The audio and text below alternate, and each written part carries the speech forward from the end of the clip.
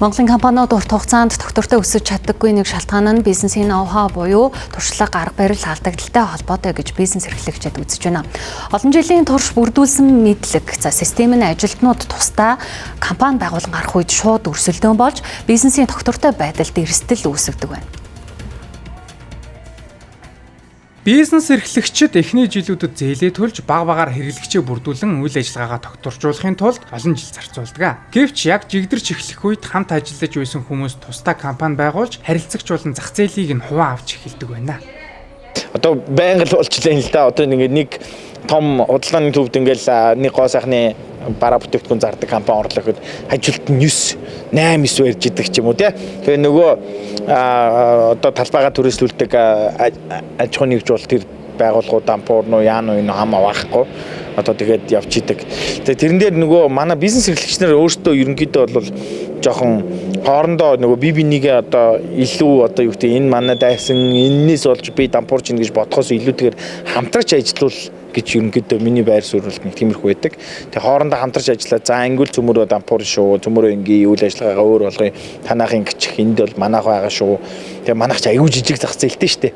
Тэгэхээр ерөнхийдөө бол манад бас л илбэг тохиолддог. Тэ одоо хажуудалд нэг хүн талхацаараа гол энэ талх нь л алдсан байна гэж хажуудалд нь талхыг гээл тэгээ ойлоо дампуурчдаг жишээ бол амар их байдаг шүү дээ. Тэ. Тэгэл би ч одоо мэддэг чаддаг юм а заагаа гараа яваад ижлэхэн төрлийн бизнес эхлэн явж байгаа хүмүүс бас алиг тэрхүү гэдэг юм бол байна. Зарим тохиолдолд шинээр гарч буй компаниуд өмнөх байгууллагынхаа үйлчлүүлэгчдийг дагуулan авахаас гадна пэйж уудас нэр хүнд компани нэртэй төстэй зүйлсийг ашиглахыг оролддог байна. Гэвч ийм байдлаар байгуулагдсан бизнесүүдийн ихэнх нь урт хугацаанд тогтож чадалгүй дампуурдаг байна.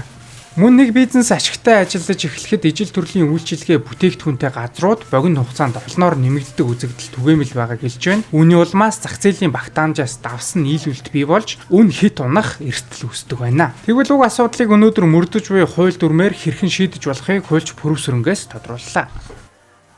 За ялангуяа 2021 оны хөдөлмөрийн хуулийн шинжилснээр бол хүрээнд шинээр одоо зохицуулж болохоор ийм зохицуулт байгаа. Яагаад вэ гэхээр энэ хуулиар бол хориглоогүй нэг. Өөрөө олон улсад эн чинь нэгэн тогтцоо ойлголт байдаг.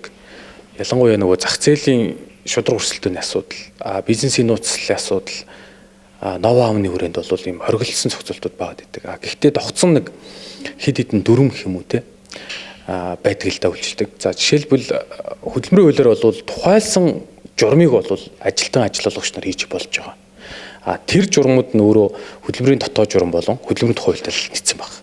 Хууль зүйн шаардлага тавигддаг.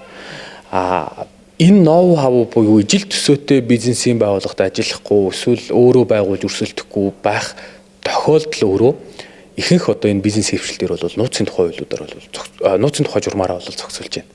За гэхдээ анхаарах ёстой хэд хэдэн холбогдох зайлшгүй шаардлага байдаг. За тухайлбал хугацаа нэн тэргүүн тавигдана. Ер нь бол олон улс эрхцүүд болвол нэг 2-3 жил бол макс нь бол байж болно гэж байна.